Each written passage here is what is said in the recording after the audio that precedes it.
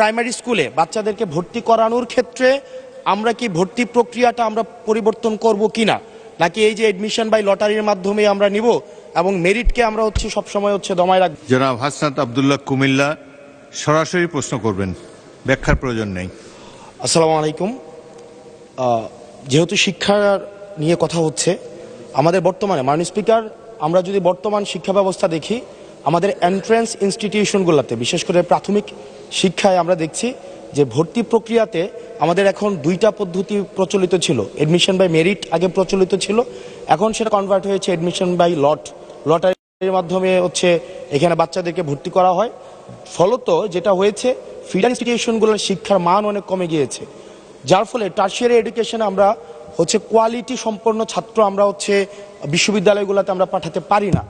এখন মাননীয় মন্ত্রী মহোদয়ের কাছে আমার প্রশ্ন থাকবে, এই যে প্রাইমারি স্কুলে বাচ্চাদেরকে ভর্তি করানোর ক্ষেত্রে আমরা কি ভর্তি প্রক্রিয়াটা আমরা পরিবর্তন করব কিনা, নাকি এই যে এডমিশন বাই লটারির মাধ্যমে আমরা নিব এবং মেরিটকে আমরা সবসময় দমায় রাখবো, নাম্বার ওয়ান।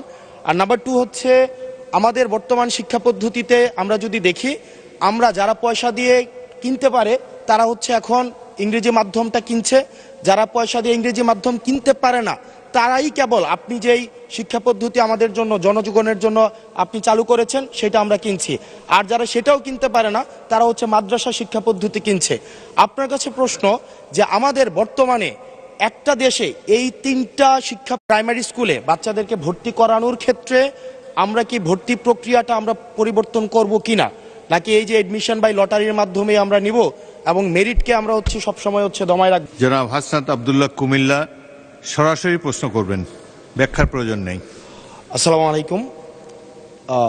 যেহেতু শিক্ষা নিয়ে কথা হচ্ছে, আমাদের বর্তমানে মাননীয় স্পিকার, আমরা যদি বর্তমান শিক্ষা ব্যবস্থা দেখি, আমাদের এন্ট্রান্স ইনস্টিটিউশনগুলোতে বিশেষ করে প্রাথমিক শিক্ষায় আমরা দেখছি যে ভর্তি প্রক্রিয়াতে আমাদের এখন দুইটা পদ্ধতি প্রচলিত ছিল। এডমিশন বাই মেরিট আগে প্রচলিত ছিল, এখন সেটা কনভার্ট হয়েছে এডমিশন বাই লটারির মাধ্যমে এখানে বাচ্চাদেরকে ভর্তি করা হয়।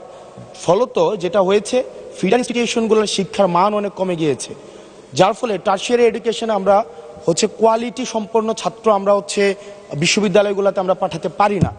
এখন মাননীয় মন্ত্রী মহোদয়ের কাছে আমার প্রশ্ন থাকবে, এই যে প্রাইমারি স্কুলে বাচ্চাদেরকে ভর্তি করানোর ক্ষেত্রে আমরা কি ভর্তি প্রক্রিয়াটা আমরা পরিবর্তন করব কিনা, নাকি এই যে এডমিশন বাই লটারির মাধ্যমে আমরা নিব এবং মেরিটকে আমরা সবসময় দমায় রাখবো, নাম্বার ওয়ান। আর নাম্বার টু আমাদের বর্তমান শিক্ষা পদ্ধতিতে আমরা যদি দেখি, আমরা যারা পয়সা দিয়ে কিনতে পারে তারা এখন ইংরেজি মাধ্যমটা কিনছে।